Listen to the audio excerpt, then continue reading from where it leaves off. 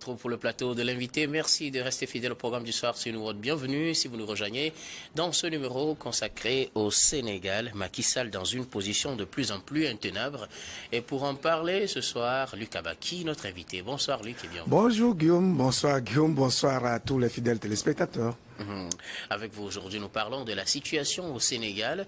À quelques heures de l'ouverture de la campagne électorale, le président Macky Sall a annoncé samedi le report s'inédit, et même s'il n'utilise pas les mêmes termes, de la présidentielle. Il évoque la situation de ce froid, qu'on qualifierait aussi de froid, entre le Parlement et le Conseil constitutionnel et la création d'une commission parlementaire pour enquêter sur la situation.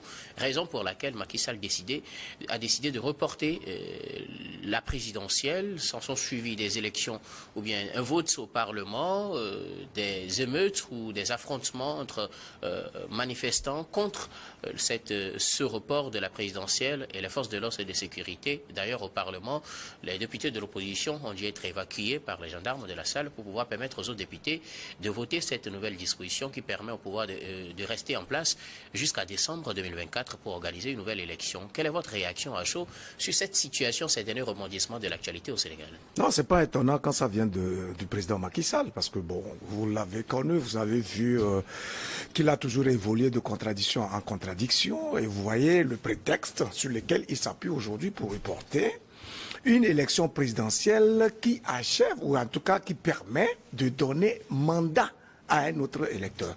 De quoi le président Macky Sall se mêle-t-il s'il y a des bisbilles ou des querelles entre le législatif et le judiciaire? De quoi se mêle-t-il? Et en vertu de quel pouvoir, lui, en tant que président élu, mandaté précisément par un peuple sur une durée bien précise et verrouillé par une constitution, en vertu de quel pouvoir, lui, il peut décider du report d'un tel rendez-vous aussi essentiel dans la vie d'un pays? C'est pour dire combien nos dirigeants ont un problème de suprématie. Ils se considèrent tellement comme des dieux sur terre qu'une fois qu'ils reçoivent l'assentiment du peuple pour le gouverner, ils se considèrent comme des gens qui sont intouchables et qui sont revêtus de tous les attributs divins. Au point où, lorsqu'il y a une situation qui ne les arrange pas, ils décident du sort à donner au peuple, alors que justement, parce que nous aspirons à avoir des pays démocratiques, nous aspirons à consolider le vivre ensemble et la cohésion sociale, toutes les sociétés sont organisées et régulées par des lois.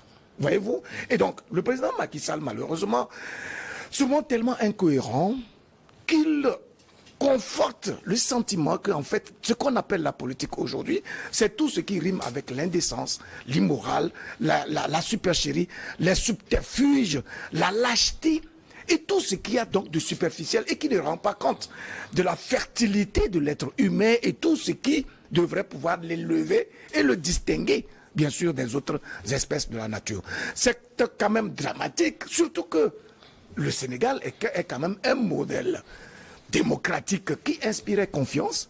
Depuis le président Senghor jusqu'à l'étape de Macky Sall, on a vu quand même que le Sénégal faisait quand même l'exception en ce qui concerne la gouvernance d'État, en ce qui concerne la régulation de la vie sociale. Malheureusement, il a fallu que Macky Sall exprime une certaine forme de gloutonnerie, d'avidité, de gourmandise en ce qui concerne la gouvernance d'État pour en devenir un jouisseur au point de marcher littéralement sur toutes les lois et les règlements qui devraient permettre à cette démocratie de se consolider et d'aller de l'avant.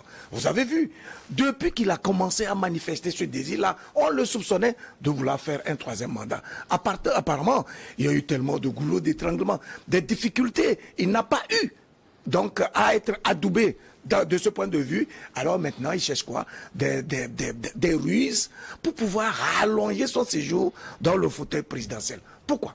Précisément parce qu'il considère le fauteuil présidentiel comme un bouclier pouvant l'absoudre de tous ses péchés, de toutes ses maladresses, de tous ses égarements et de tout le tort qu'il a fini par causer à son peuple. Or, pourtant, c'est un intellectuel avisé quand même au départ. Il avait des positions assez lucides et qui montraient qu'en fait, il avait des ambitions pour son pays. Vous avez vu toutes les déclarations qu'il avait eu à faire en 2011, au moment où le président Obasanjo, à l'époque, président en exercice de la CEDEAO, était venu suggérer la possibilité pour le président Wade de pousser de quelques mois l'élection présidentielle en vue d'organiser un dialogue. Il était celui-là qui était au devant de la scène et qui a juré de ce qu'il ferait la peau à tout individu qui oserait repousser d'un iota la date d'élection, parce que ce n'est pas faisable, parce que sur le plan constitutionnel, sur le plan de la loi et du bon sens, il est impossible pour quelqu'un qui a reçu un mandat de décider par lui-même de son report, etc. etc. Aujourd'hui, c'est lui qui vient ravaler toute sa vomissure au point de devenir une risée au sein même de son peuple et dans la masse en Afrique, etc. C'est quand même dramatique et c'est déplorable pour nos gouvernants, oui.